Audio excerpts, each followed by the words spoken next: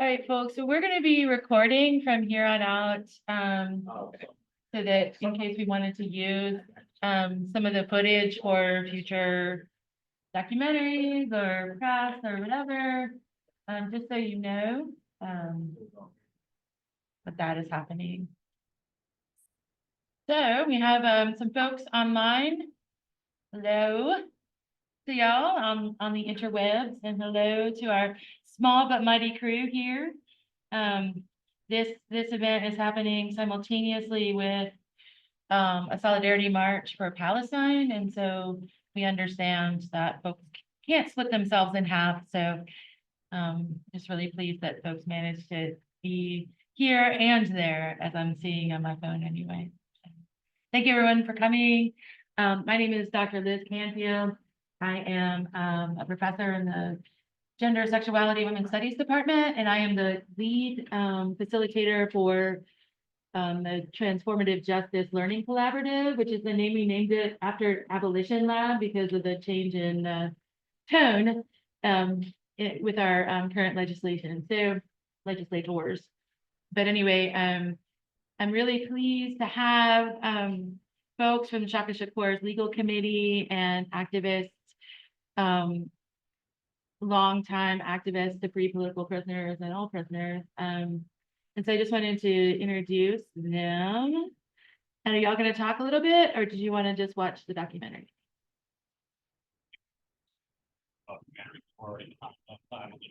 Okay, will y'all just introduce yourselves real quick and how you came to this work? Yeah. All right. We okay doing it 50 or do you want me to get up? No, yeah, you can sit. All right. So my name is Chris Sahar. Been involved with the Shaka Shakur Legal Committee for about say about a year now. I think that's when we been at that abolition picnic. Yeah. So met Shaka about about 3 times.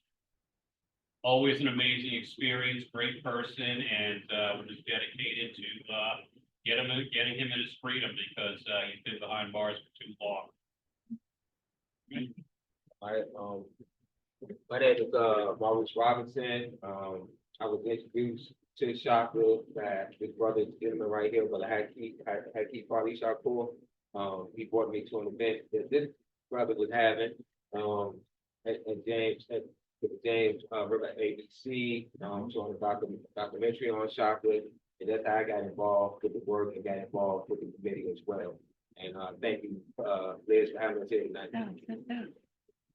Like you said, my name is Shaka Shakur of the New African Independence Movement, the provisional government of the Republic of New Africa. I've been doing this work for like 15 years, prison activist. I organized with several organizations, the Jericho Movement, Malcolm X Grassroots Movement, August 3rd Collective. Also, part of the Shaka Shakur Freedom Campaign as well. Been knowing Shaka Shakur ever since 2014, 15. Well, I knew him before that, but we actually started conversing in 2015, 2016. So that's my comrade brother. I'm here in solidarity with all these other great organizers and things of that nature. And I thank you for having me. My name is Sean O'Hearn.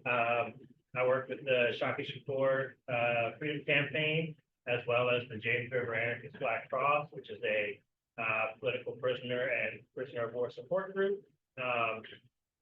When the James River ABC was getting off the ground back in 2020, trying to draw connections between the folks from the uprising who were catching charges and the long-term political prisoners, most of which had charges stemming from the 60s and 70s.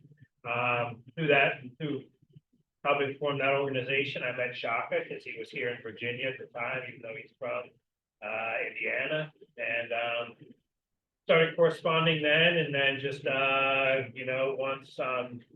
once he got moved to a prison closer to Richmond, was able to visit him, and that's really what got the ball rolling from my engagement with his freedom campaign. And thanks for having us. Thanks for everyone for being here. And solidarity.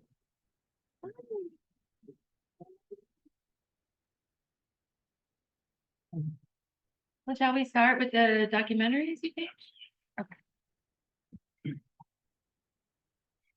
So, what did I do with it?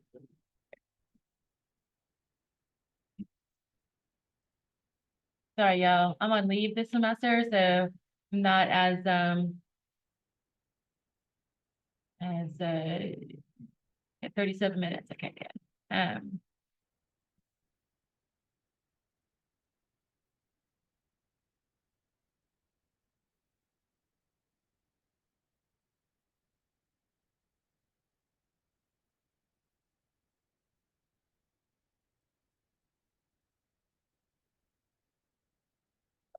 Sorry. This one first, right? Human rights? Yeah. Cool.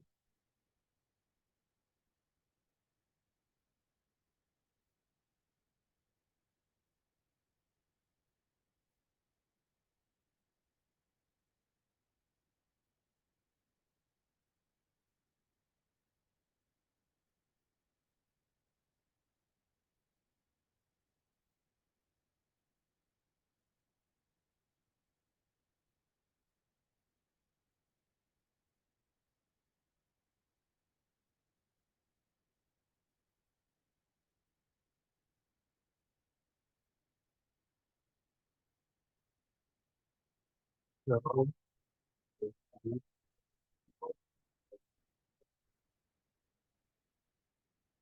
quick, I'm gonna see what's going on with the Zoom. Usually, well, Okay, can you see it? second. Yeah. You know, but when you come in that young, you also go through stages of development just in terms of becoming an adult. I started being politicized when I was, I guess you could say around 18 years old, 17, 18 years old. I guess for me is when I entered Indiana's first Supermax in Westville, Indiana. Being sent to the maximum control complex for 3.5 years was a transformative experience and forced my politics and level of commitment to undergo a qualitative leap. The brutal, vicious nature, treatment, and conditions of MCC forced me to learn the power of the pen and how it was mightier than the sword. Being isolated and locked down in a refrigerated cell for 23 to 24 hours a day with no way to prevail and trying to fight back physically, you were forced to dig deep into your soul, your spirit, in order to survive or continue to struggle forward. For me, I immersed into a program of study and struggle. I grew up with Mark Douglas / Shaka Shakur. He is my best friend. I support him tremendously. He's been incarcerated for a long time, and I've been right here with him. Wherever he moves to, I've been right here for my best friend. And I met Shaka when he was incarcerated in Indiana State Prison. I was with the Northwest Indiana Coalition Against Supermax Prisons that I was working with that group. And he was one of the correspondents that used to write and send us information in regards to the conditions that was going on at Westville, Indiana State Prison. Oh, I've been knowing Shaka since he was a teenager. I first met him when he was confined in Michigan City back in mid-80s. You know, he was a youngster, seeking his own path, wanted his own respect, demanded it, but was willing to work for it, you know what I'm saying? And good youngster, good brother. I took him under my wings, you know, because I felt his vibe, you know, very strong, very positive brother. He's very intelligent. My nickname for him is Malcolm X because I felt that Shaka read a lot, he knew a lot, and he grew up in prison. He's very much one based off of principles, and if the argument is put to him correctly, then he can back down off of it and see somebody else's position.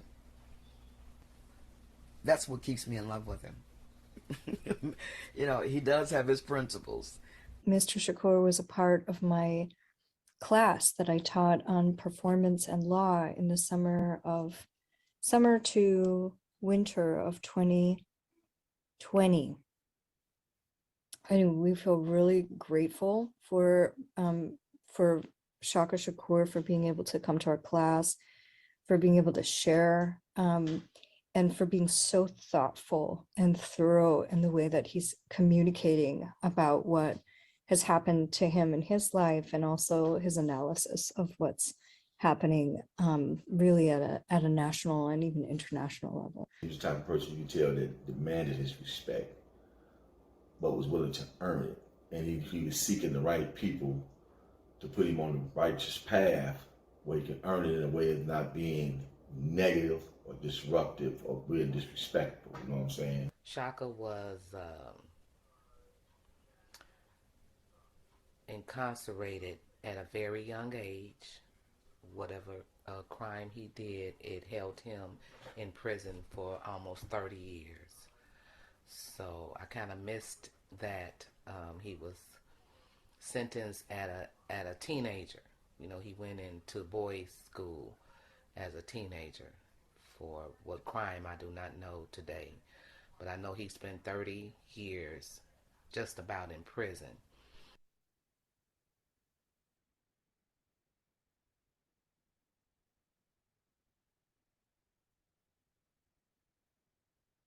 And I think Shaka at that time, I think he may have been about 17 years old.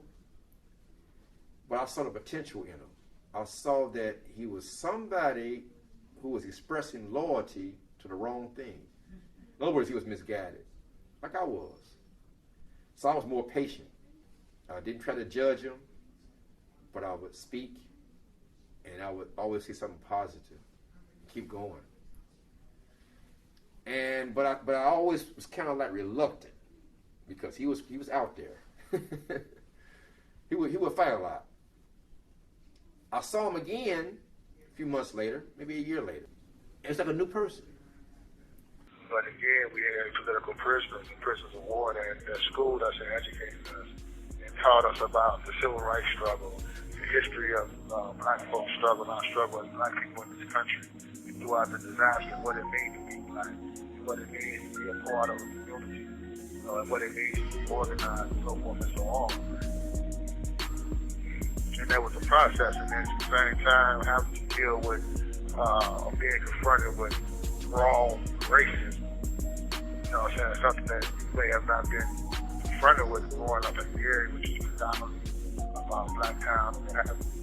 You know, so now you're being confronted with rural racists, white prison guards and whatnot, that's not used to dealing with or being around black prison people or what have you. You know, that was visiting violence upon us. You know, come in with the stereotype and thinking that the system supposed to make you a better person and work for you and counsel that to help you and whatnot, and you get a dose of reality. I can't remember what the occasion was, but it was something to do with, you know, everybody can go up on stage and speak their political views or about something about black history, or it was something. And we were sitting in the chapel, and Shaka got up on stage. This is when I really seen how sharp he was in politics, from a not just a mental but a verbal standpoint.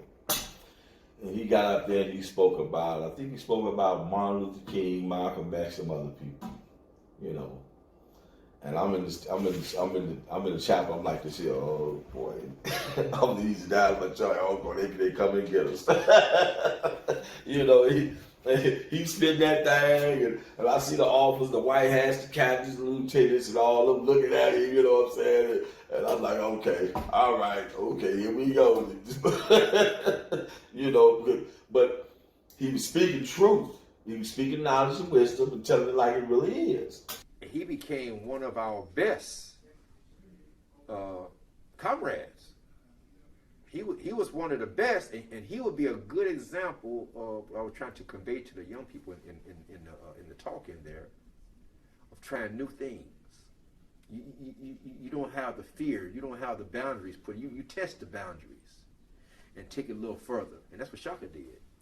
And Shaka was able to recruit a lot of people who was in his age bracket to come to our side. So he was highly instrumental in transforming the colonial criminal mentality into the revolutionary mentality while we were in prison. They had blind spots at Indiana State Prison where they would take inmates and they would beat up on them so that the cameras wouldn't be able to see, and then take them back out, and they have no idea what's going on. And so all of this was what they were protesting. Oh, and then, like I said, they were stopping them from being able to have certain books to read. You could only have books and magazines that were like basically mindless reading. I never knock anybody, no author, for writing anything they can get published, but it was nothing that was going to help develop their minds and help them as individuals, so that they could make decisions on their own without being pressured from any one particular person. A lot of these correctional officers, they had these jobs were correctional officers that wasn't really around a lot of blacks, wasn't raised around a lot of black people, and a lot of them that went to school was either bullied, you understand what I'm saying, had personal problems at home in their lives, so they was placed in a position of authority, and they'd come in there and take it out on us.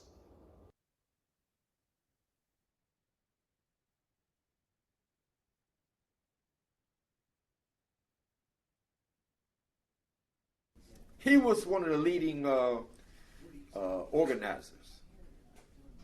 He didn't wait till the last minute to have a knee-jerk emotional response to it. He had an actual, well-thought-out, methodical course of action. And that course of action was successful. And it stopped a lot of people from being, it stopped the goon squad from being murdering the brothers in there and beating them down and attacking the brothers. It put a hold on it. So they decided that they were going to take the ones that were the so-called leaders of putting this together, and it was like 6 of them, and they transferred them to Westville. And at Westville, they went straight to lockdown. They were definitely in Supermax then, and so they weren't allowed visits. They weren't getting phone calls. They've always monitored the mail. You could get a letter through, but it might take forever. Same tactics they do now. So in the summer of '92, I had just moved to Chicago, and I heard, I saw a flyer in some community center in the city about a protest outside of the Maximum Control Complex, the MCC prison in Indiana, Westville, Indiana. And the flyer explained how prisoners were being tortured and subjected to sensory deprivation. I learned that there was a major hunger strike occurring by prisoners at that prison. So I drove out and with a few friends, and we joined the protest. And at the protest, I learned that one of the key organizers of the hunger strike was Shaka Shakur. It turned out, I think it became the longest, at the time, the longest prisoner hunger strike in U.S. history. If I remember right, it went on for almost 37 days for some of the hunger strikers. And so Shaka was the one that was giving us the information about sensory deprivation, what it looked like, and the problems with the Supermax, being locked in 24 hours a day. Sometimes you're supposed to get like an hour out, but you might go 3 or 4 days and never go out. You're just in the cell. And, and because of that group, him, Calfani, and some of the other ones, they ended up changing the name of Supermax. You don't hear them say Supermax anymore. They say secured housing units. But they still do the same things. Shaka had the idea to form a newsletter of writing by prisoners in the state of Indiana. Prisoners who he knew through his experiences in prison that these were very politically active prisoners, but they were separated from each other in different facilities. In the case of MCC, they couldn't communicate because of the Supermax conditions of sensory deprivation. So we launched this project. Prisoners would write to me, and I had a small collective, and we would type up and format the writing, and then produce a newsletter and send it back into the prisons. And that became a way for Shaka and other prisoners to communicate with each other and with the outside world. First of all, the whole purpose of incarceration has nothing to do with rehabilitation. It never did. It's just a myth completely. I mean, maybe a few people manage to get to degrees and get out and get some low-paying jobs, and they trumpet them all over the media. But the purpose of incarceration primarily is to keep people off the streets. Secondarily, there may be some revenge by politicians. And then maybe on the third level, the privatization and profits. Although I think the fundamental one is just trying to restore so-called order with a sledgehammer, basically.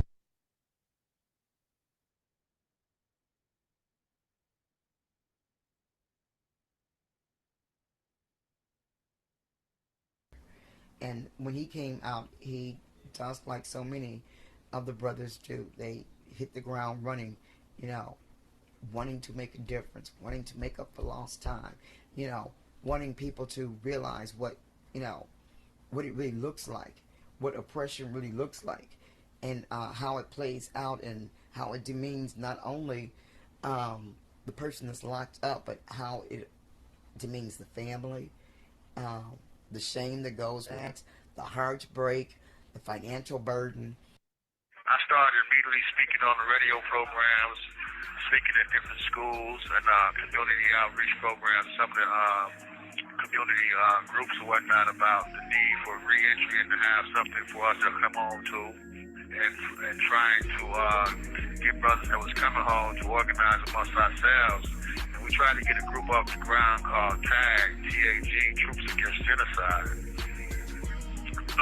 which is going to be geared towards really community and grassroots organizing. And I was working with the former mayor, Thomas Barnes, as well, who was supportive of us at the time, and trying to develop and implement survival programs and decolonization programs, and programs that was geared towards trying to keep us out. We were still working with conditions about prisons, and he was reaching back and you know, still connecting with guys that were behind the wall, you know, connecting with their families and trying to, you know, help the families out. He had one comrade who was locked up, Shamari Coley, and his mom was an elderly woman, and she didn't have anybody to really help take care of her and stuff. And so Shaka became her new son, because he would go at least twice a week to make sure she had groceries, if she needed to go anywhere, to make sure that she had a way to get there, take her a few little extra dollars, you know, for her, because she was on fixed income. And he would do that for basically any of the guys that reached out to him that were saying, you know, can you contact my family here? They're having a hard time here. What can you do to help out with that? You know, to reach back, sending in books. He couldn't visit, but, you know, sending in books, and he would, you know, write letters. They would correspond that way. And just started to work, you know, with some of the families to help them understand, you know, what prison was like. Coming home in 2000 or whatnot, I tried to do things differently. You know, I tried to take time to heal myself. I was in a different relationship with a Kiki. Instead of going back home to stay with my mom, when we came home to her community and neighborhood, stay with her, trying to build. We would eventually get married, you know, and I signed up for school, you know, Purdue University, and plugged into the lecture circuit through different comrades and people that I had cultivated political relationships with over the years. So not only was I speaking on a grassroots community level through different groups, Holy Angels Church Cathedral on the west side of Gary, who was very supportive of a lot of the efforts that we were trying to do for us reentry. The college network in terms of, like I say, Princeton University, Beloit University had a thing they called a Rand Fest in Lake Geneva, Wisconsin, and I was able to make a lot of contacts with, which is where I met Professor Catherine Moore from Beloit University. And a lot of these events, it would be youth that were attending these events from the community, or some community or grassroots groups would bring in a bunch of youngsters to hear me speak, you know, and I was just building like that. When we got together, he had enrolled at Purdue. He was going to Purdue, and he was doing the speaking circuit, going around different universities around the country, speaking about the reality of being locked up. Doesn't matter what color you are, what what it's like, and what the reality of it is. So Shaka had landed a job offer at the university for a mentorship to, because he had a story to tell to other juveniles, young men. And he was working with kids in the community. He was forever, our door stay open with, because he's bringing them in, and I'm cooking and feeding them, and and he's just interacting with them, hey, what is it that you really want to do, have you thought about this? This makes no sense for that. Just kind of like the big brother thing, because he said he never had a big brother when he was growing up to put that hands on. And he says that they've had guys come in after, when he was in there, like 13, 14 years old, being locked up in prison. He says, and that would really bother him, because those are still considered just babies, in a lot of ways. You whatever you've done, mentally you're still not an adult. You don't really understand what's happening. But all the youngsters in the neighborhood came by the house, hear their music, play their music, rap, what I'm saying? They'll be out there, rocking and doing their snipes, etc. But everybody came by the house, and I got an opportunity to cultivate relationships with a lot of these youngsters. Some of their parents was in prison, some of their parents was on drugs, some of them we moved in with us, white, black, candy stripe, and took care of, got in school, got jobs, things of that nature. A lot of them was in the streets, trying to survive. And, and I would like to show Black Panther videos and videos of different aspects of the movement, or have them working out, and just engaging them, And they started calling me, man, your stepdad like Malcolm X, you know what I'm saying? It used to be kind of funny. He would just sit and just listen. They'd talk, and he would listen, kind of question them, well, how you come up with that, and try and introduce them to books that they had never even heard of, newspapers, things that was information about what black people and people of color have contributed, helping with building the self-esteem to some of these youth. And I had teenage kids, and their friends were like, oh wow, they call him old head, that old head, and he wasn't much older than them, but they like to talk with them, because he wouldn't talk down to them, but he would discuss, what is it that you really think that is going on, and what part are you playing in it, in your own oppression. So that was fascinating to me, to find somebody that was that well read. But some of them youngsters, sadly, I would meet in the system years later, of doing time themselves, and some just didn't make it. I went to so many funerals out of the first 90 days that I was home, brother, of just kids from the neighborhood, youngsters of the neighborhood, under 25, that I had to quit going. And it was just sad. And sad enough, my son would end up being one of those funerals 10 months later,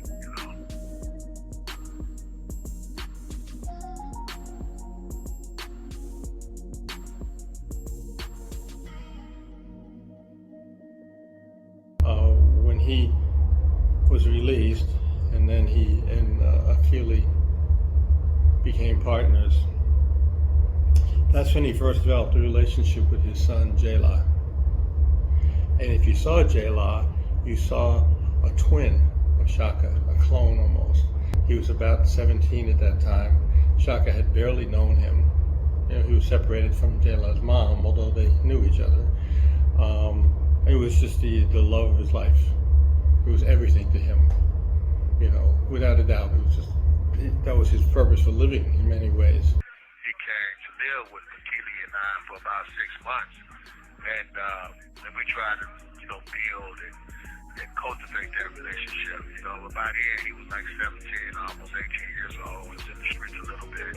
You know, I pulled him out of high school because he really wasn't making no progress, and put him in an alternative school. Him and my son Asa, which is Keely's son, and tried to help him get their GED. So we was bonding, man. We was building, and you know, as he was becoming a man, you know, and I was engaging him and showing him, teaching him about my experiences and trying to repair some of the damage that had been done and rebuild from all those years I had been out of his life, you know, and trying to save his life. They were becoming very, very close. They had a relationship while he was locked up, but not like it was developing once he got out. Because his son was too young to come to visit him in prison on his own. He had to wait for somebody to bring him. And so once he came home, he would spend as much time as he could, you know, with his son. And he was just, you know, this is what it's all about. It's about the next generation.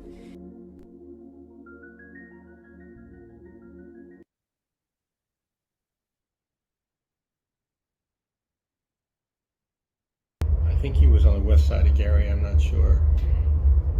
And there was some kind of a verbal argument where somebody said, you guys from the east side have to stop coming over here to the west side, you know, stay where you belong, etc., etc. So Jayla said, I'm leaving. The guy said, you better get out of here. Jayla said, okay. The guy said, if you say another word, I'll kill you. So Jayla said, whatever, and turned and walked out the door. On his way out the door, the guy took a shotgun and basically killed him on the spot in a pretty nasty way. And so when J-Law was murdered, I'll never forget, he says, you know, I've spent my whole life fighting for other people and trying to keep them safe, and I couldn't save my own. You know, and that really did break him. Emotionally, spiritually, he was just, you could see him digressing.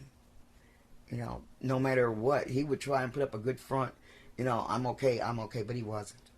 He didn't even have enough time to get settled after he came out of jail the first time, before he was basically hit in the side of the head with a baseball bat. Is there any way I can describe having your son be killed under those circumstances, your only child, your only son, that you finally developing a relationship with? I believe if his son wouldn't have gotten killed, I believe Shaka would have been doing outstanding out here in the community here in Gary, Indiana. I believe all the reading that he entailed in prison kind of helped him with school and his intellect, being, you know, as a human being. Even though he incarcerated all those years and they don't want to give those felons a chance, but I believe Shaka would have had a big chance if he didn't act on what happened to his son. You just don't learn to control your anger and emotions overnight. It takes years to learn to control your anger and emotions. Steps, you know, and sacrifices. And I believe when he got out, that's one of the things that took place. You know, he was still, and it's hard for us to adapt to authority when authority has been the ones trying to push you in the ground, push you into an early grave. You understand what I'm saying? Break your spirit. He would go into anger bouts where he'd just be angry. For no apparent reason, he would go from 0 to 100 in anger, and he would say, you know, my only child, the only son, my only child, and I couldn't save him. I could not save him. I hadn't protected all these people. So he felt like he was a failure. Out of all the things that he was doing and all the people that he'd been talking to and, you know, trying to get them to see things differently, another young black man murders his son. I can't imagine any human being dealing with that. in that way. Just, I mean, I don't know. It's almost like you want to commit suicide yourself at that point. There's nothing, you know, it's everything to live for. And gone in a flash. Sometimes we would be riding down the expressway, and he would just go into an emotional meltdown. I was reckless, self-destructive, and just in pain, man. And couldn't nobody really talk to me. I should have went and got some counseling, some professional help, etc. And I'd probably be still whole today. But I was just hurt, you know, having been gone all those years and coming home to have my son snatched away from me. And not only snatched away from me, but to be called, you know, 15, 20 minutes to come pick him up by him before he was killed. And then to get to the crime scene and see him, you know, sprayed out over the streets and whatnot. And cops laughing and smiling, and some of them formed a COs and do these, you know, it was just, you know, that was the proverbial straw that broke the camel's back, so to speak. And a lot of that rage, a lot of that anger that had been repressed all those years just manifested. Prison builds up a lot of anger in you. You know, it affects you dramatically, so mentally and from an emotional standpoint. And you're used to living by a code and guidelines in the prison system, that when you're released in society, you still living by these codes and guidelines. And it's easy for somebody to trigger you off. It's like when you go to war and they say you come back and you have them post-traumatic stress. We didn't know it then, but that's exactly what we was dealing with getting out of prison. The revolutionaries are still human beings, you know, and he needed that type of support and understanding from people that were around him, but he didn't have that.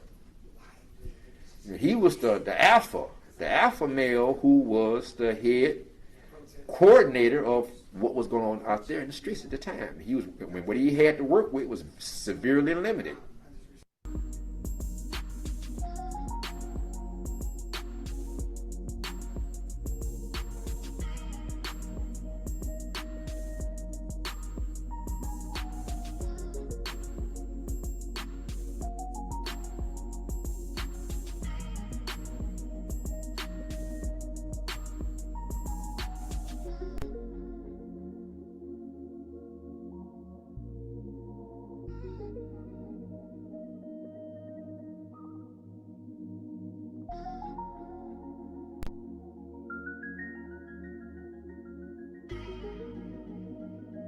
We need people like the Shakas, you know, the Balagoons, these guys that's been in prison years and years and years. That's I'm talking about, that can get out and can help the troubled youth in these communities. Because I believe half of these young men out here, if they listen to what Shaka had to tell him, because it happened to him at a young age, I believe he can touch a lot of lives with these gangbangers out here in the streets. I believe Shaka has a real strong power to touch them, to touch these kids out here in Gary. Gary don't have nothing to offer for our young men here in 2022. They don't have nothing to offer. Is the crime is more down here, but they still don't care. Should I be fortunate enough to bless to get out, I'm trying to get involved in reentry programming, the abolition law center that we created, a lot of the projects that we have going on through IW with helping prisoners transition back into the community and being an asset to the community, as well as educating and politicizing the community as to the criminal justice system. And the power that we have and the responsibility and role that we can play is organized.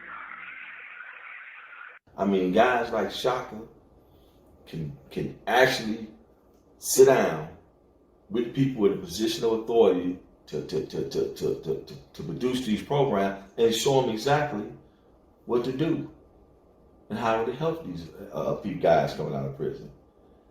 He has that gift. I know for a fact he does because I watched him do it. You understand what I'm saying? He's determined to make a difference in the world because of J-Law and for his granddaughter and for all the youth that he has run into.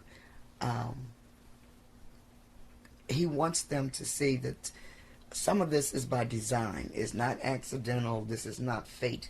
But the choices that are put before you, you don't have a whole lot of options when you feel like you're stuck. So that is the issues that the political prisoners in Indiana face, because they really do want to make a change out here, because they know what it can lead to. They don't want to see young men and women ending up in those same situations. But there's not a whole lot of options, because you're still fighting with people who feel like if you can't do the time, don't do the crime, and they don't understand the backstories that go with all this. And Shaka's backstory is pretty deep. Go online, do their research on Shaka Shakur, and get his DOC number and reach out to him and learn him, and he'll write you back, communicate with him, and you'll see that this person's very sincere on getting out there for the community. He got some time if he, came out. It's still time. At least he'll have a chance to live. Shaka he didn't have long to live out here in this world. He hasn't been out here long. At the same time, I'm 50-something years old now. My wife is a little older than me. We haven't been together for 20 years. So should we be blessed enough to still remain together? I'm trying to come home, man, and sit my ass down and enjoy life. I maybe got 20, 25 years left on this planet. I've been locked up all my life. I was a kid. I'm trying to enjoy life, watch my grandbabies grow up, and contribute to our struggle and represent for those that have represented for me while I'm down. That's what my head is at. Giving something back. And at the same time, trying to educate the people and let people know, like, this is the reality that we're dealing with. And hopefully create a new generation of activists and revolutionaries that's continue to push the struggle forward. And if I can do that, accomplish that. You have 1 minute remaining. That, and you can go and put me in the ground or whatever you're going to do, bro, and I feel like I made a contribution to what we're about.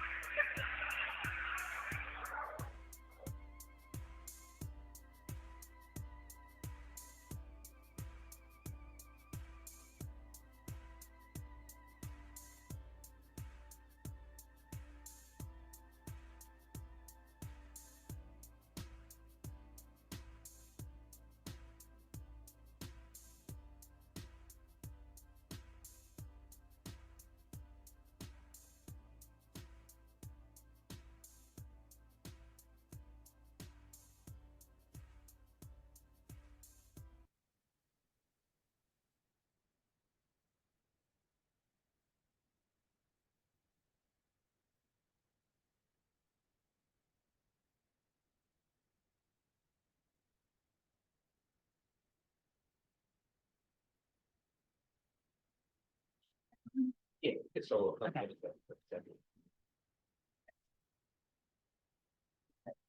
You-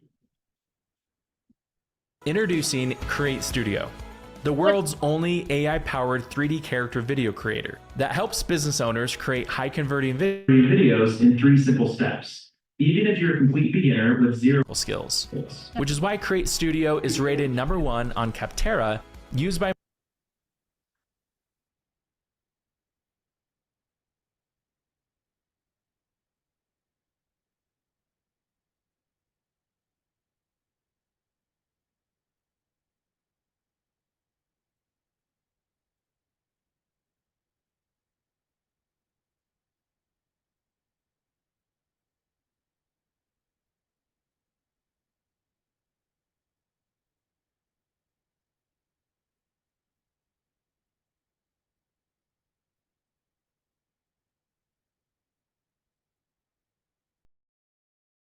No.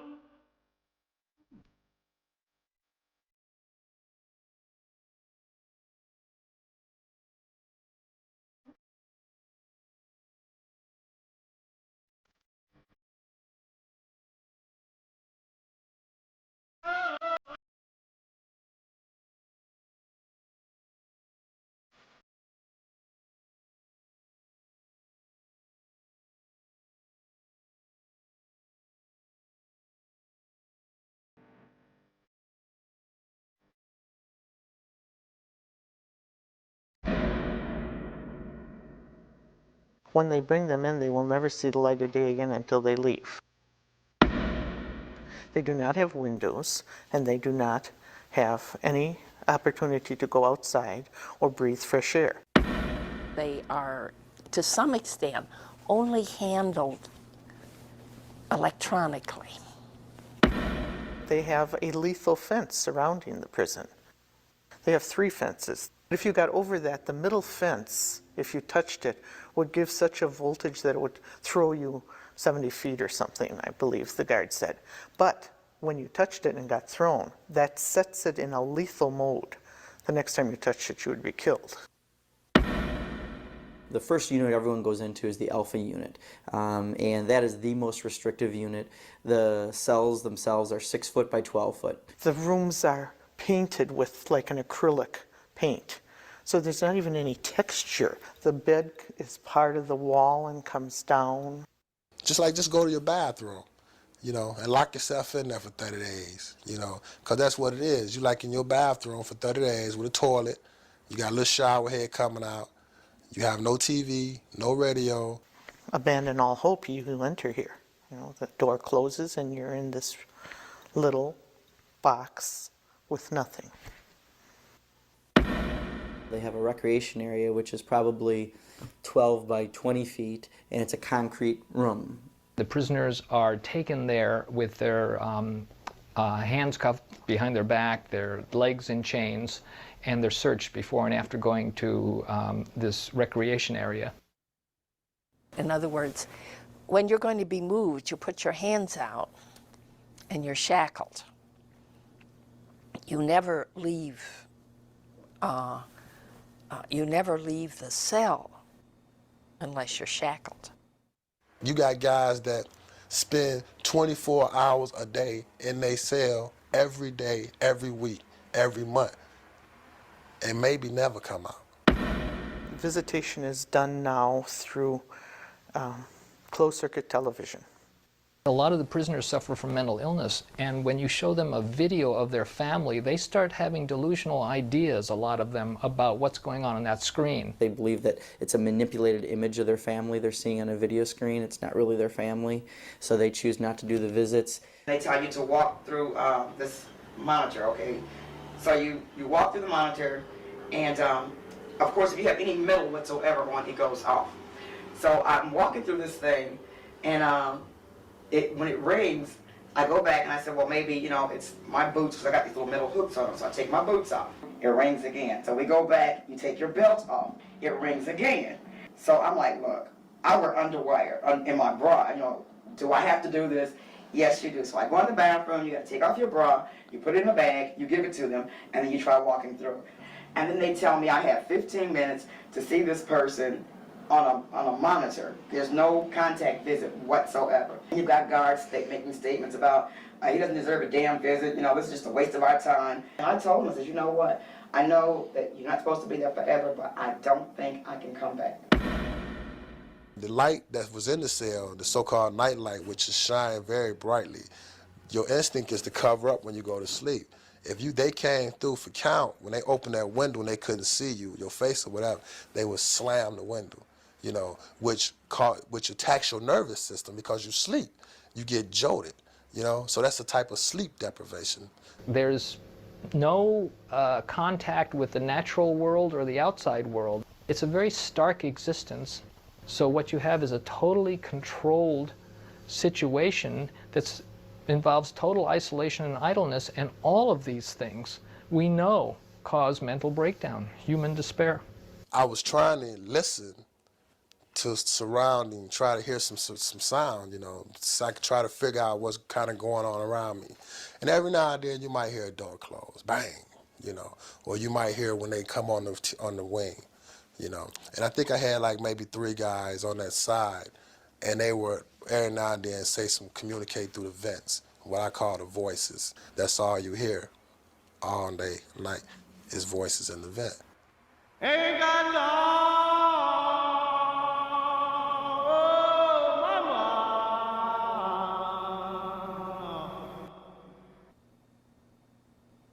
The Supermax is kind of like a case study of the bigger system. Tonight I am committing to build a Supermax prison. If we don't get federal funding, we must build it ourselves.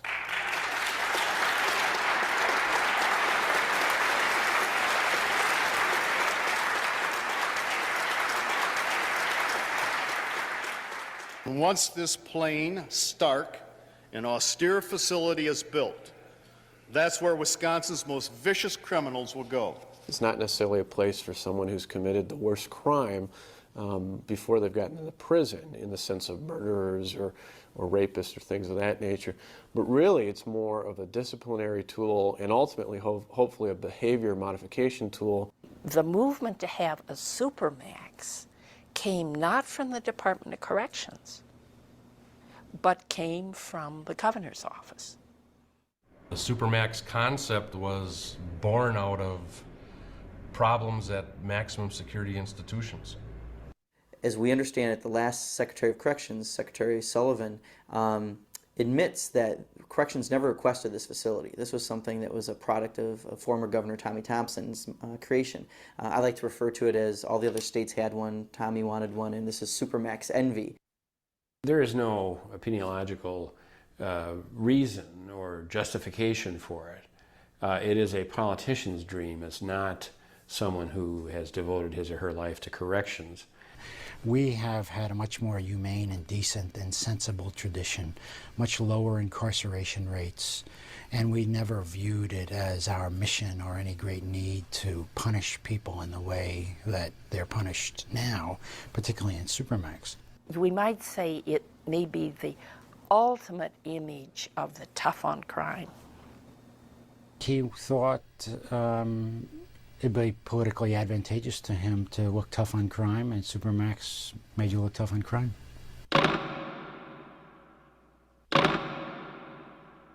We have, in the last decade, gone crazy with more laws as far as putting people in jail, add-ons to sentences, passing things like 3 strikes you're out, truth in sentencing, all these other things that make it you're in the prison for longer and longer with less of a chance of getting out. Sentencing for crimes became more determinate, it became more severe. The life means life legislation and things like that all had huge, absolutely huge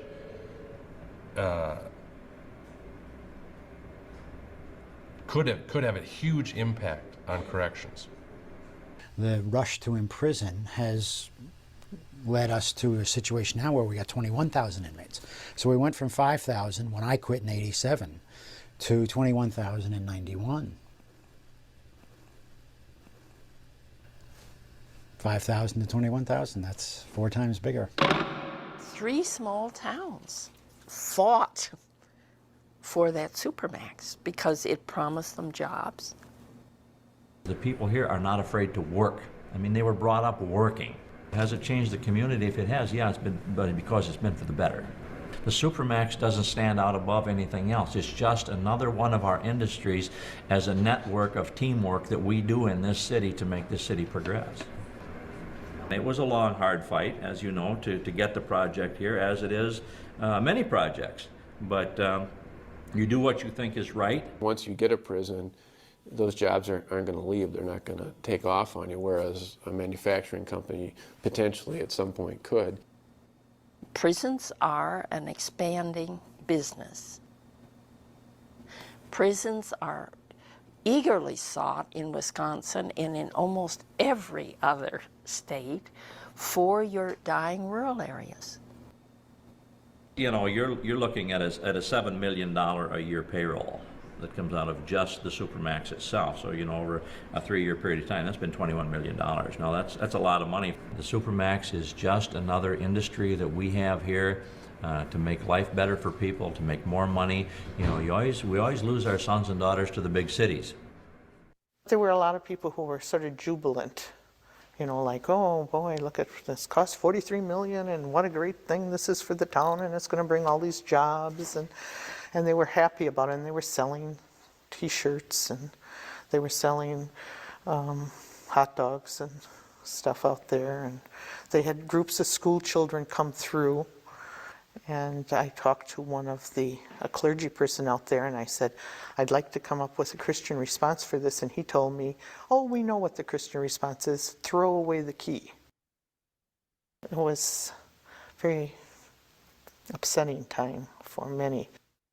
Several of us, just without saying anything, just stepped into a cell, because they were all open, of course, and the doors were wide open. The psychiatric nurse said to me when we both stepped out into the hall again, she said, if somebody comes here and is not psychotic, they will be very soon.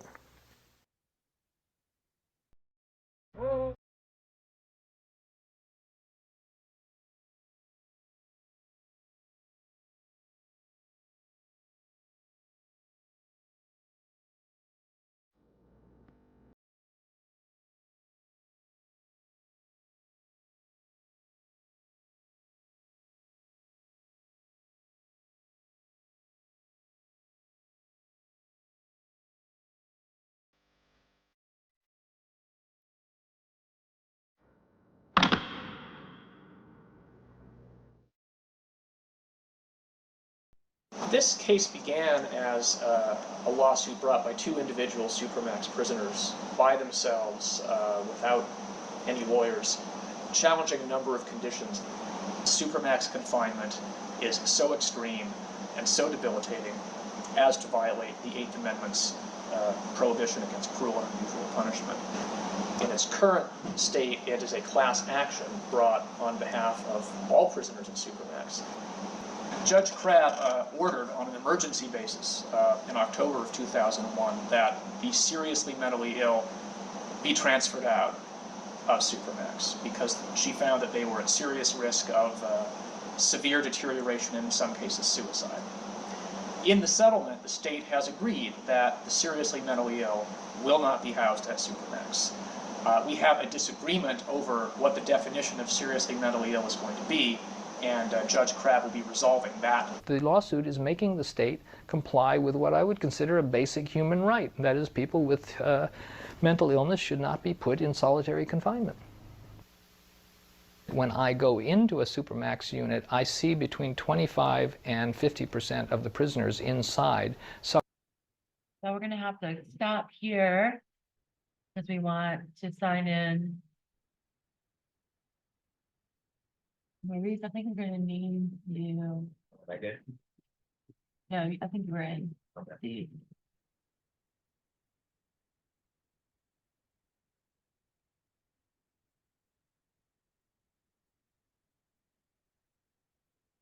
What do I need to do here? Start visit? Oh, it's not up here. Oh, you can see. Yeah. All right.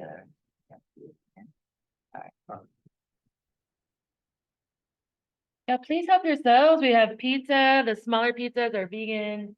Larger pizzas have dairy cheese.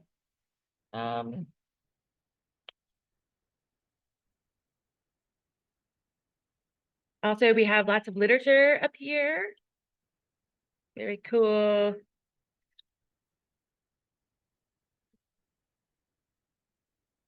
So please don't be afraid to eat. There are cups and there is a filtered water station kind of as you enter the bigger kind of hallway.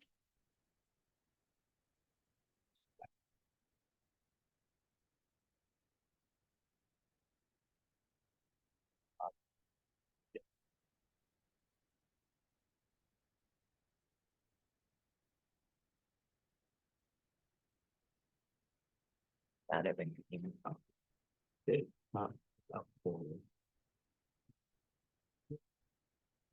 There's the URL. Oh, it's right here.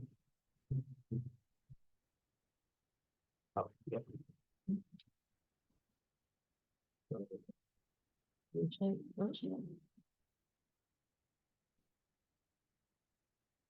Oh, yeah.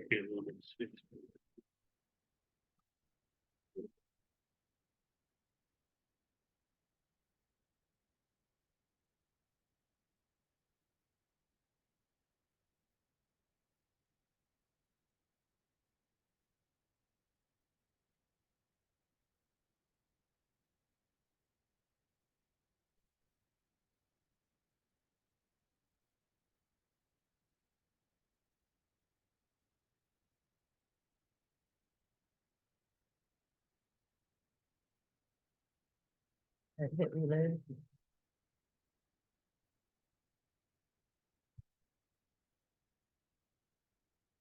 That was right. I figured it might do that because the Zoom is running, Oh, okay. so it may be just like an automatic.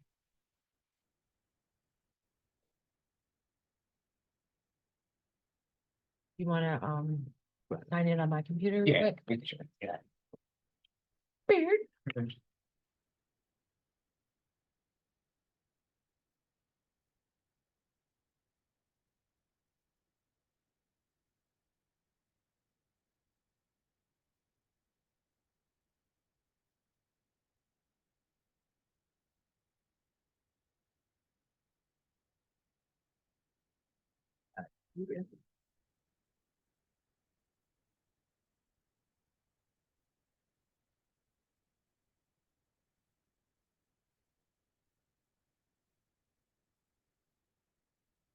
The technology that's a little like sketchy. Like, are we gonna be able to project Shaka? We can do it on the screen, but can we do it through the Zoom software as well? For the folks who aren't here, who are doing this version. Does it say the same thing?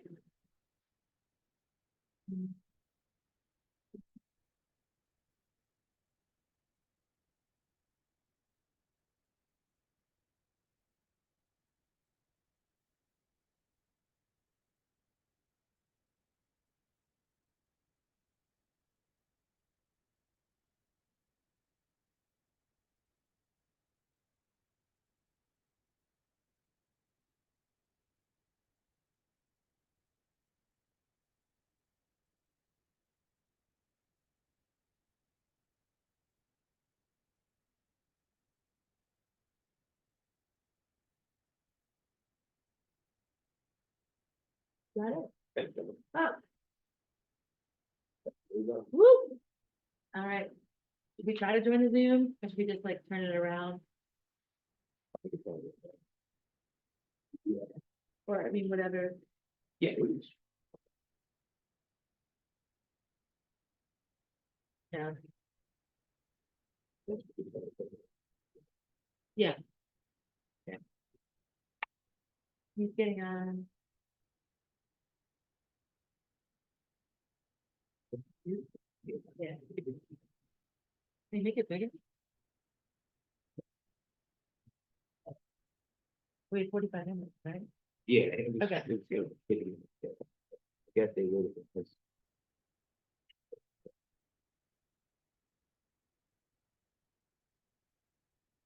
All right, we're ready for Shaka to join us.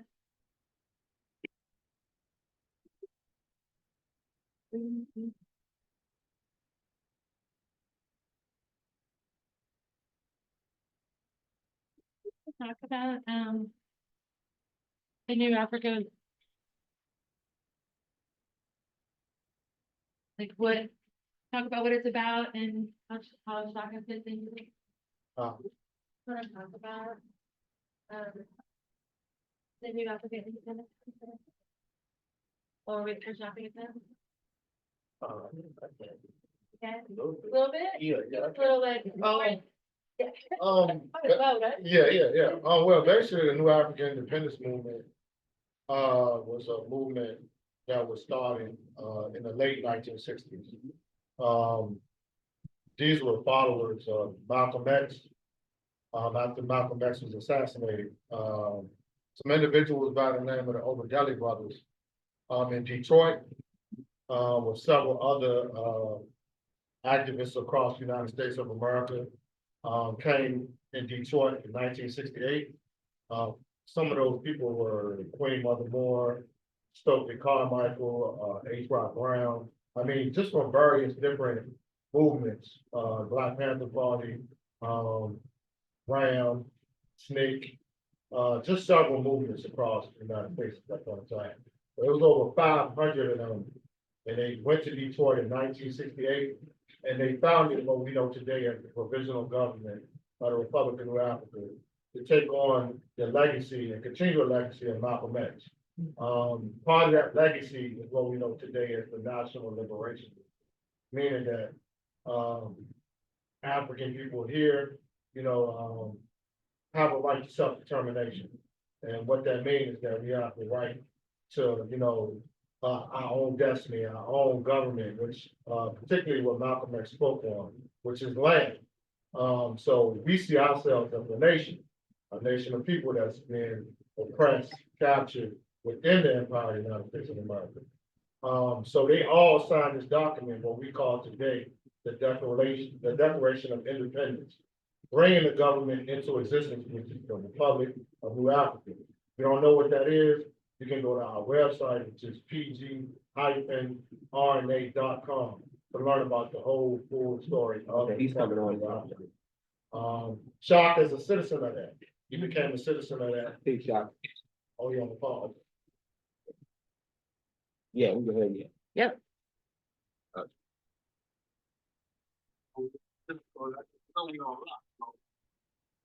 Yeah. Yeah. Oh, no. I'm just, we're gonna get you on the screen so everybody can, yeah, so we have some technical difficulties, but we got it situated. Hey, Lynn. Hey, John. Good, how are you? Yeah, it's the DOC's fault. Yeah, no, they don't let they won't let us run. Yep, yeah, so. You know what I'm saying? People can do it. And they locked us down today, so lockdown, I just have everybody to get out for it. Oh my gosh, well, I'm so happy to see you. And so I think we're not gonna mess with it anymore just because I don't want us to I got you. mess with it anymore. You know what I'm saying? So we good. Can everyone hear Nadia? Can folks online hear okay?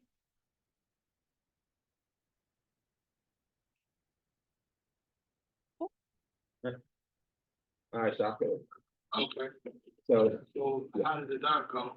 So just we played the first doc, Human Rights Held Hostage, and then we played like 13 minutes of the Supermax documentary.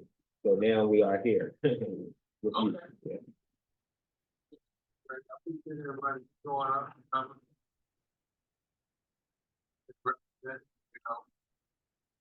On that note, I'll power to the people and those that fight for it.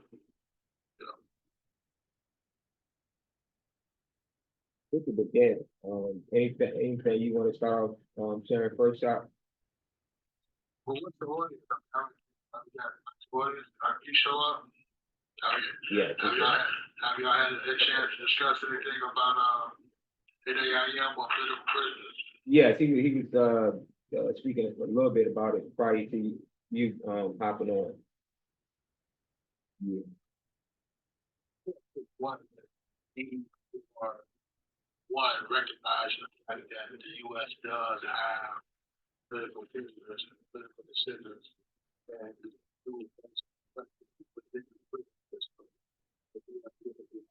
for opposing U.S. government. And I think that's the arrest of Mahmoud, the Palestinian activists, what have you, that they arrested and tried to deport out of the country, even though he's technically illegal. and have the right to be within the U.S. Again, opposing U.S. support for Israel, opposing U.S. policies, which was clearly motivated by political motivation. And for Virginia, I want to just point out the fact that we have listeners within Virginia alone that have fought for various rights. Have fought for their human rights and so forth. That has been Hale Hostage up there in the mountains of Red Onion and Waters Ridge is subjected to all kind of repression, psychological and physical torture, but as well as racism, as well as prison activists and jail houses that don't get support, that doesn't get recognition.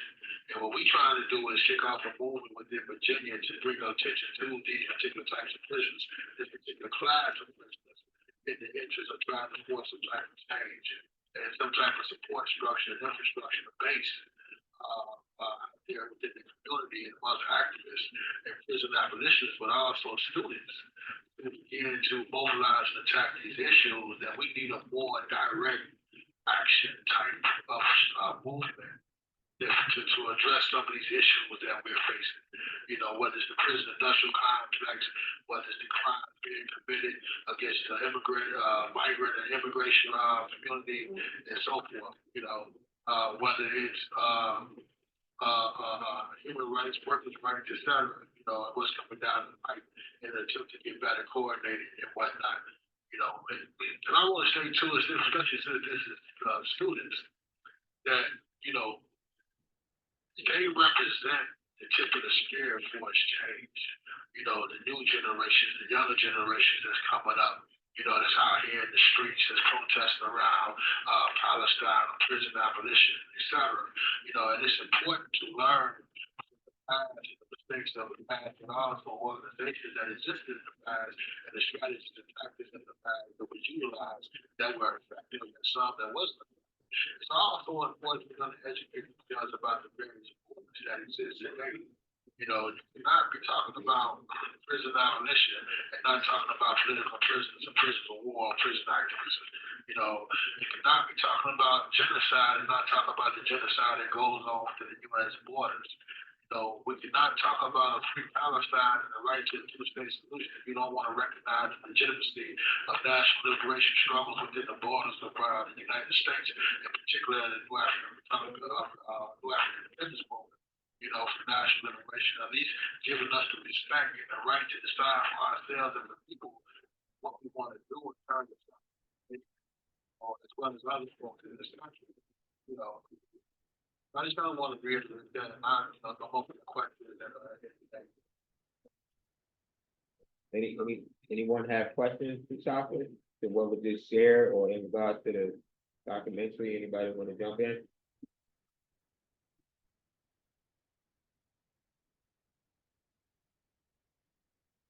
And to answer your question earlier, Shaka, so we have about 14 of us in the room, including those who participate on the committees. And so, yeah, just wanted to.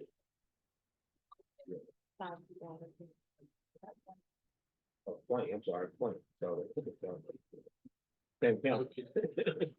Well, we just got one, that counts, That's right. And I appreciate, just like we know that this is what Liz wanted to do is let this be the first in a series of events that we put on. I know that it ran counter to some organized protests in support of Palestine and the fact that they're bombing Gaza right now. So I know that it probably pulled away from some of the people that would want to support the effort. But the good thing is that what we can do is try to solidify people that need to show up in terms of trying to get better organized and more information distributed, and so forth. And for my case, we have a lot more momentum in Virginia than some of the other places. We just need some infrastructure. We need some street teams to get the word out, get the information out. We need to be able to try to raise some funds for an attorney, that's qualified, that's of a certain status that can do the work and that we can trust to do the work, amongst other things, as well as the support that I needed here in terms of dealing with repression and harassment, whatnot, for being political, for being active, organizing these types of events, you know, and the possibility of being moved to the mountains or more restricted or higher security level for engaging in my politics, you know.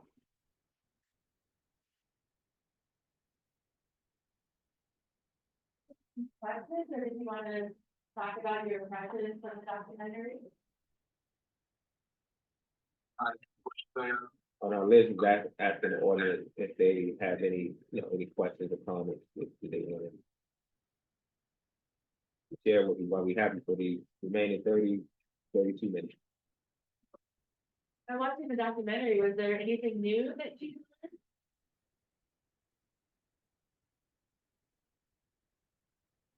Watching the one on the Supermax, I don't think I learned anything new, but how similar that film was to Up the Ridge, about Wallace Ridge, about, like the issues of urban folks of color moved to a rural area where it's white racist guards, how the rural area is using the prisons to hold up the economy. Like, although that was Wisconsin, you could have changed the name for that red onion and it would have raised.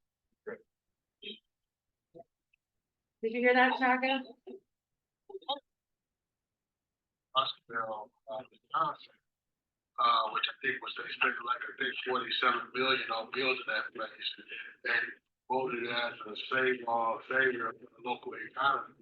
Is that the similarities of that place, and you take Red Onion and Wallace Ridge, for example, in Virginia, or most of the prisons in the southwestern region, for example, and the actual tool of practice that were being used by the government and the prison industrial complex, which was targeted revolutionary prisons. Those institutions was created and designed specifically to target the prisoners and prison activists and the leadership within the prison movements throughout the country. And what they became was the modern day slave breaking stations. They was geared to isolate, neutralize, and break leadership and those that would not conform to the repression and oppression that was going on within the prisons. And so when you talk about torture, and you talk about opposition like Abu Ghraib, or when this government criticized the so-called freedom of prisons, and so Iran or Cuba, etc., who that's not necessarily educated on the domestic policies and operating procedures within the U.S. need to educate themselves, and learn about the Baskerville supervisor, learn about Red Onion, learn about the history of the Maximum Control Complex in Indiana, learn about the mechanical unit in Oklahoma, learn about Pelican Bay in California, and the treatment and the torture and the psychological warfare that was carried out that's being carried out and that continue to be carried out against prisoners, and you have to fight and stand up for what's going on in your own backyard, you understand, in your name, using your tax dollars, and when being out of state, coming to Virginia, only being here 6 years, but having comrades that did decades in Red Onion, I just don't understand how is it that decades, these people can get away with the crimes they're committing in this region and in these facilities, decades without being held accountable. The point where people are literally setting themselves on fire, the protesting conditions of the fire, and it's not an outrage. That we all see hundreds if not thousands I was moved to River North Breakfastshire in December 21 and beat while handcuffed and shackled in strip care by corrections officer by calling me boy and nigga upon entry to the facility. Okay, based on a lie. Which was a normal, which is a normal already.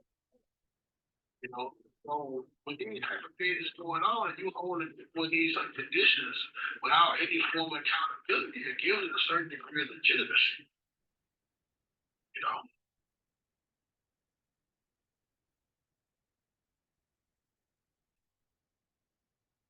So-called laws,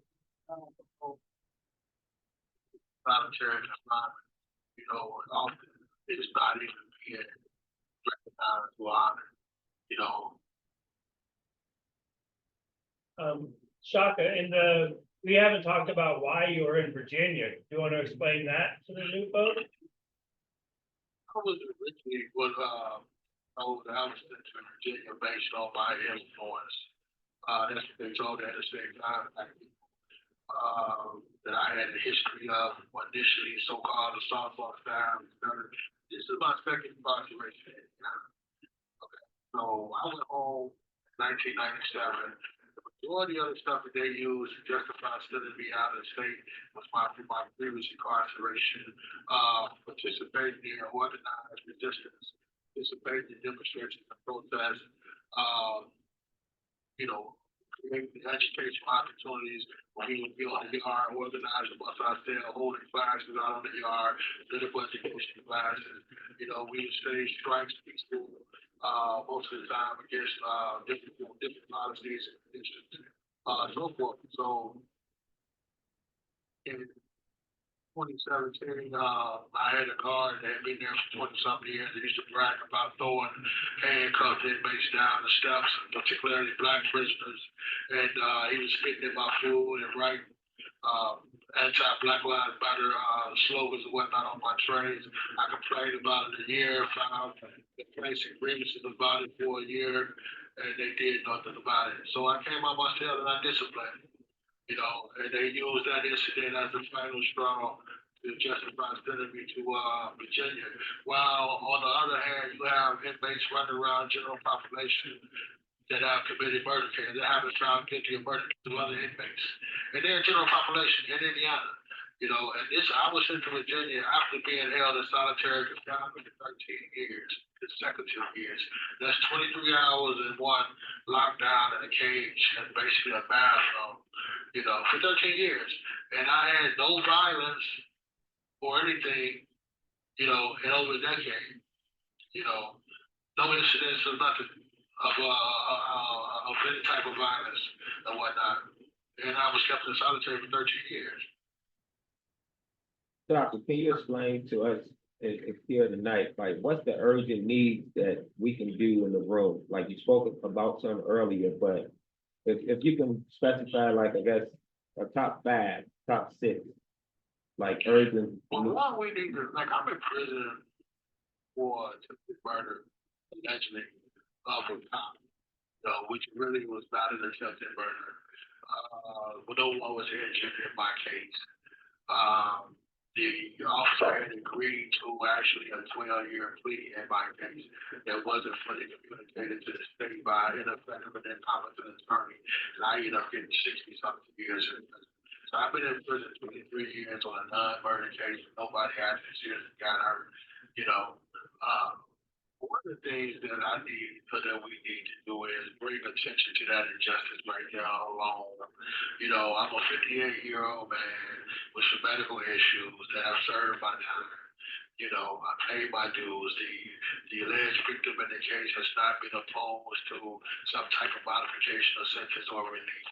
You know, some guys that actually have murder cases does less time than what I've done. You know, so one of the things is that we need to raise the awareness of my case and then the justice of my case and try to get people to come out, particularly, especially people that have so-called needs or feelings of disability to demand my release. You know, we're trying to create a delegation to put pressure on the prosecutor office and the court system and whatnot to recognize my effort for my particular for time of or a new trial. Because I did not receive a fair trial. But that's one of the first things. And to do that, we need structure. So we need structure, we need organization. And right now, the Shaka Shakur is going to take one of the restructure. We're doing recruiting, we're trying to pull people in that actually have time to commit to building that organization.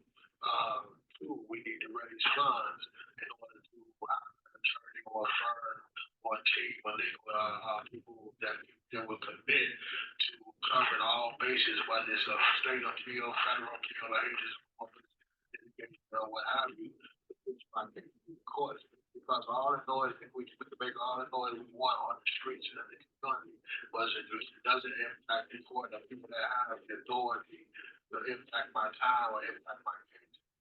Or, you know, so we just accept the thing.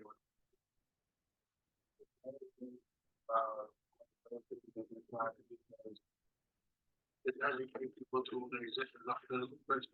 You know what I'm saying? And we are a class of prisoners.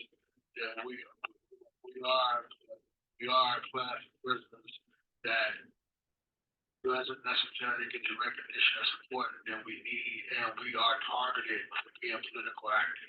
We are targeted for challenging corrupt policies or conditions or what have you. You know, so we need outside support, and it is you out there who helps save our lives.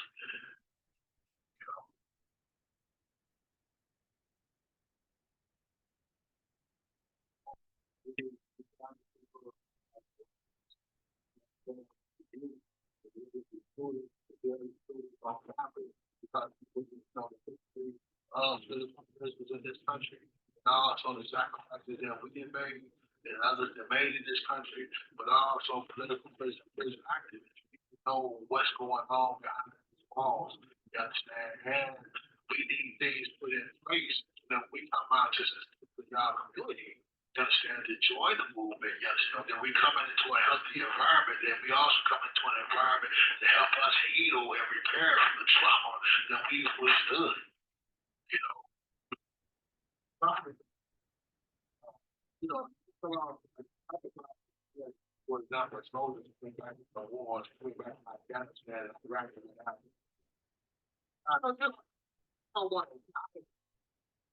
13 years, 2 years, solitary confinement, 2 years of ringing on, Rollins Ridge, being subjected to those type of conditions and that type of treatment, and psychological warfare, and not suffer some type of PTSD.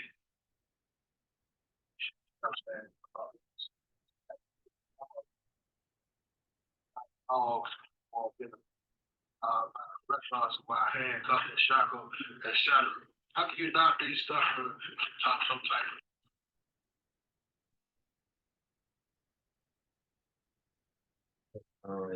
Yep. Yeah, so, I don't know if I'm doing super well, but, Chuck, you mentioned a little earlier about the, energy that will serve exists in Virginia and other parts of the country around the recent, failing, one thing that, I'm sorry, Doc, we have somebody. I know you probably can't hear him. We have somebody in the audience who is posing a comment or a question. Right, so, he was just thinking earlier about, If you want, you can come up and you can come up. Anybody can hear. Yeah, if you have. Hey, Maurice. Yes. Also let Shaka know that about 7 more people came in, so the audience is growing. Okay, C wanted me to express to you that the audience is growing. We had several more people came in. I think we're up to like 22 now, something. But yeah, sure, yeah. How's it going? I'm all right, thank you. Yeah, so you spoke a little bit earlier about an energy that you observed existing in Virginia in particular, other parts of the country and everything, around basically an energy of bringing awareness to political prisoners with the recent jailing of the Colombia and everything. And I was considering the idea that some people have charged current administrations, also, things before that, right, with a sort of strategy of flooding the zone with a lot of things for people to focus on and a lot of causes that get off the table because of crazy, illegal things that happen. And with flooding the zone, what that means is that stuff like this, and stuff like education, sort of gets drowned out in noise. A lot of things that people have to focus on at once. And so I wanted to know if you had any thoughts on that. And on my ShakaShakur.org, I got an article on there calling for a centralized radical unit activity. It's really good when we talk about it. When I say centralized, we're not sharing any type of authoritarian party type structure or dictator telling people what to do. Okay, and you're saying centralized in the context of, and I say that for my anarchist comrades because I know they get centralized, they get a little. Let me just say this: we're saying that we need centralized coordination in terms of communication and national action among students. You know, where we can focus on and have conversation. We look back to the organization in the past of SNCC, the Student Nonviolent Coordinating Committee back in the day with Conte Torre and so many others, Dr. Dawson, so many Carmichael.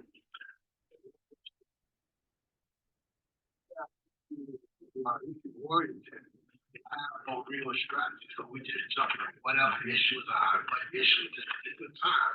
If different student groups were communicating, maintain their own time. But communicate and coordinate their actions, whether it's student walkouts, work stoppages, work strikes, general strikes, etc., around hot button issues, whether it's the prison industrial complex, whether that's the policies on immigration right now, the policies on Israel right now, etc., creating points of unity amongst these organizations that we can agree upon and organize around. You know, I think that's a good step, myself. Well, I appreciate it. Yeah, that's answer my question. Thank you. I just want to plug that Shaka did wrote a piece on Student Congress. We do have a stack of them on the table. Are there any other questions or comments? Okay, if not, Shaka, if you can, one of the parts in the documentary on Human Rights Held Hostage, your son, Jayla, right? He was, I know this is, and let me pause, jump, and I always do that when I bring them up, because honestly, that what connected me more, you know, to your case. I'm going to ask you real quick if you can speak to, because it's a scene in the doc when police was heckling you and laughing at you while your son was laid out in the street, dead.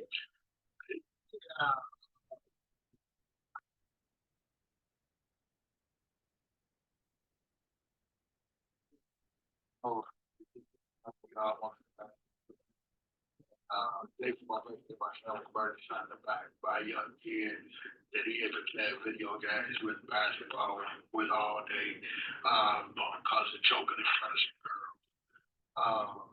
My son just called me 30 minutes before.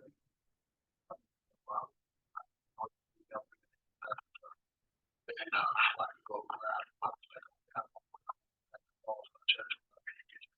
and I know to be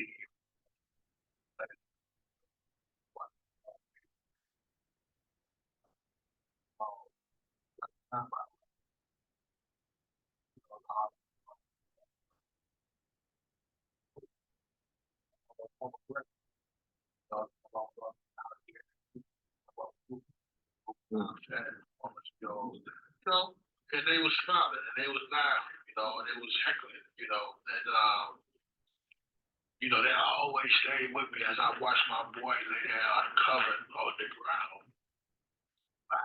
By his glass with a shotgun, you know, it was triggering. So just keep in mind, I had just did, you know,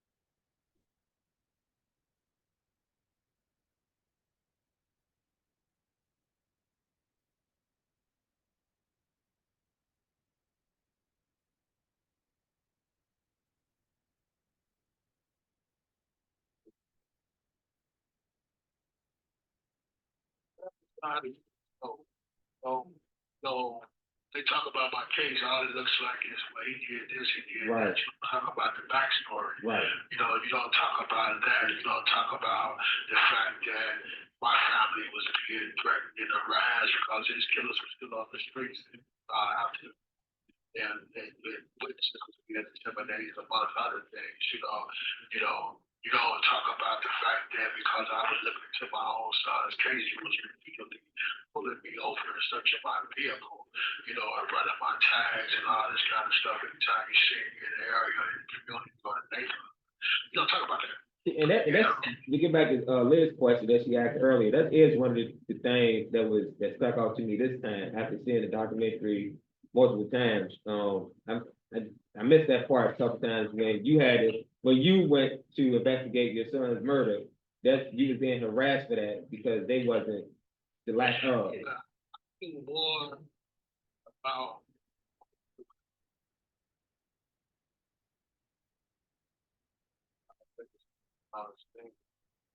I think nowhere wait. Okay. Wow. They centralized it in the Lord call with one.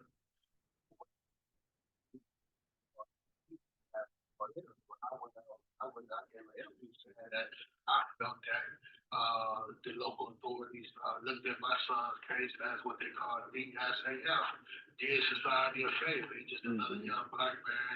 You understand, another young black male, black boy, whatnot, is killed or murdered in the community.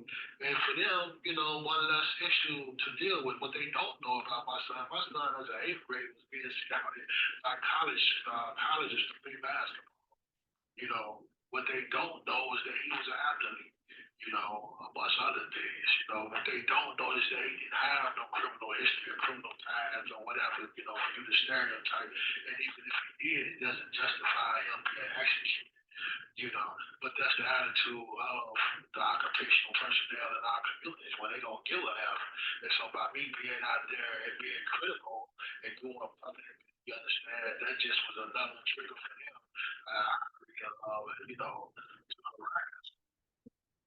I just want to thank you for sharing that because I know that's trauma you sharing, man, and I appreciate you for sharing that. We coming down like to 10 minutes left with Shaka. Any feedback? I know some of us just walked in the room, but Shaka, anything you want to express? Well, one thing I want to speak on is that I know that it was a recent group organization created called Uproar that they're trying to promote in Virginia. I can't remember what the acronym stands for. I think you all got some stuff on it. That they're trying to organize and involve people in and challenge the repression and abuses within the Virginia Department of Corrections. So I would invite you to look into that, go on their site and whatnot, and look into their mission statement and what have you. Myself, like I said, we need the freedom committee needs support. Your person, you, Chris, Sean, and so forth, Hakeem, is kind of the spearhead that we would like to work with students, not only just around my case, but prison activists and political prisons in general. We would like to work with, try to develop a base amongst the students. We can educate the students so that they can educate us on the things that they're working on, that we can build a working relationship, cultivate a principal relationship. Like what the young man just asked me, the question he just asked me. We really would like to have them come out and support the organization of a student congress, a youth and student congress that we're trying to put together on a national level. It's nothing but engaging in conversation. It's nothing but engaging in dialogue around different issues that we all find or you find of importance. And we can hammer out, say, 5 issues or points of unity that we can organize around. Hakeem, I'm gonna ask you, is there anything you wanted to share with Shaka in these closing minutes? That's about it. Students, anybody have any questions It's or? 8 minutes, Shaka, was about to, you think would it be okay just for, okay, those that see you, just to, Everyone say hi to Shaka.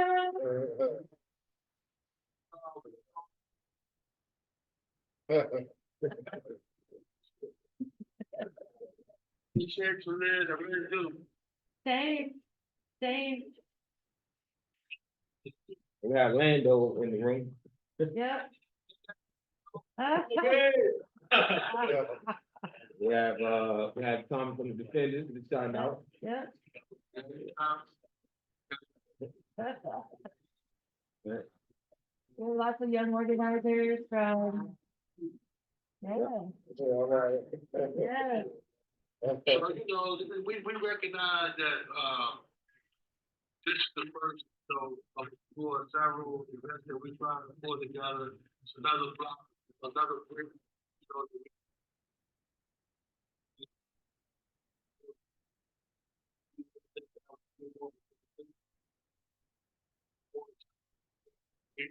within the community, things of that nature, and perhaps more students will be inclined to get involved as well as others within the community, right?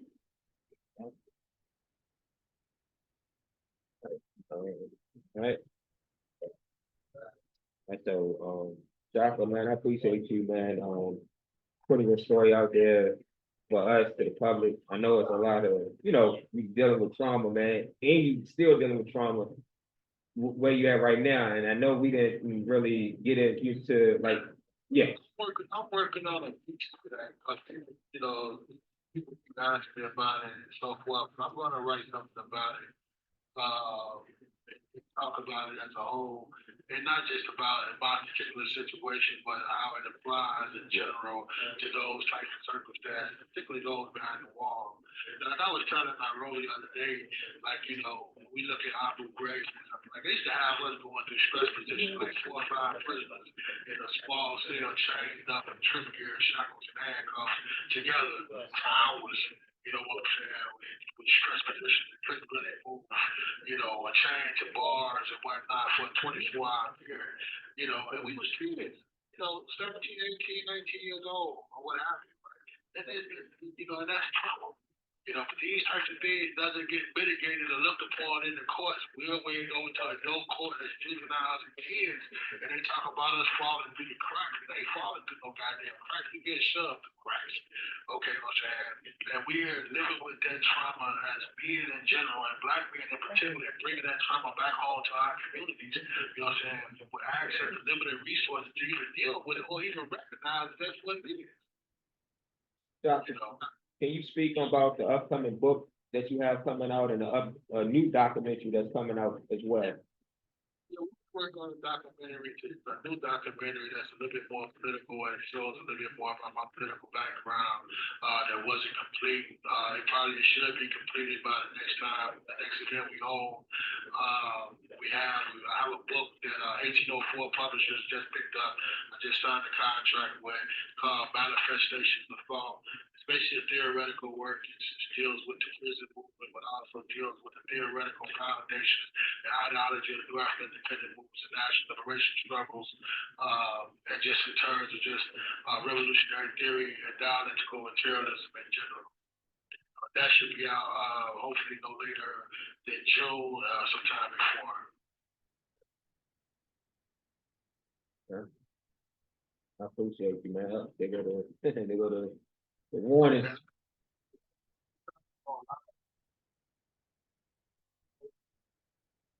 Oh,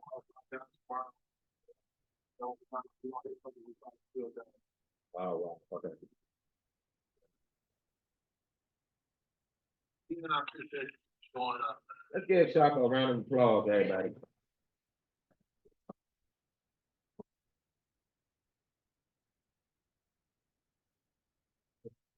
We got 4 minutes left. Liz, anything you want to share with Shaka?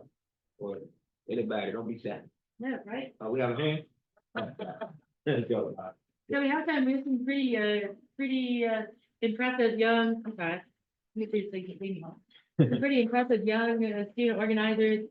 Well, impressive organizers of all ages in this room. But we have folks from, the Honey Club? Is the Honey Club here? Yes. Honey Club is a group of Black queer folks on campus. We have Students for Justice in Palestine is here. So that's pretty awesome. They came straight from, well, I don't know if they came, I don't know if they came straight from anywhere, but you know what I mean? Directly from the coast. Yeah, we got all kinds of other folks here too. It's really great to see. Y'all, do you have any questions for Shaka about his life, about the documentaries he saw, about? Sign up on JPay.com. Yep. Or they can do the email thing.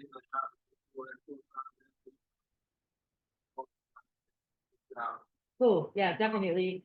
Yeah, I'm gonna send an email follow-up to everybody with important links and stuff. I do this really uncomfortable thing with students where I make this eye contact. And I'm like, really, do this really uncomfortable thing with students where I make eye contact with them. So they're all avoiding me now, they're all like. So appreciate you, Shaka, thank you. And then please don't keep moving on. We're gonna work on that Congress. Yeah. We'll get some folks together, cause some trouble.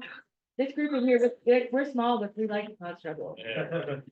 John Luke said good trouble, right? That's right, yeah, and some bad trouble too, I like sabotage.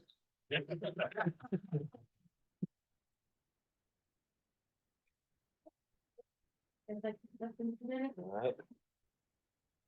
isn't it fucking terrible that we have to like always be aware of how much time we have left?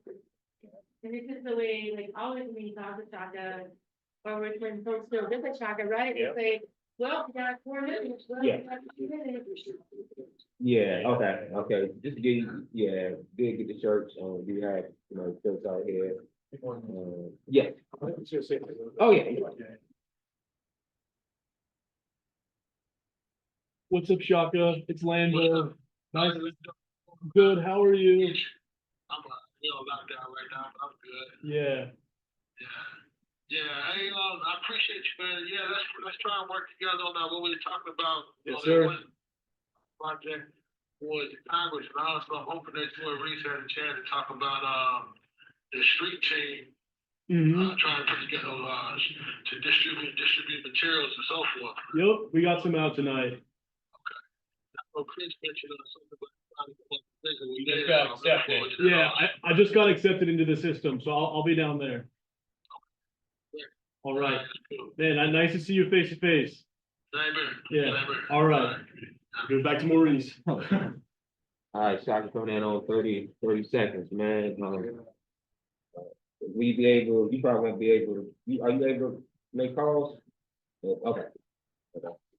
Well, they made that time say we should be on the ball, but you know how that go. I got you. And it's all kind of shit going on in terms of why we might be down. I don't know. So Yeah.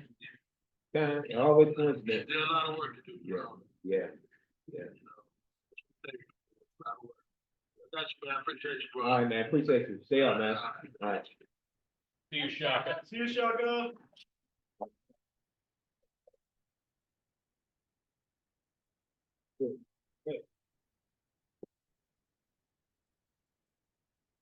Well, thank you all so much for coming, and that was not bad.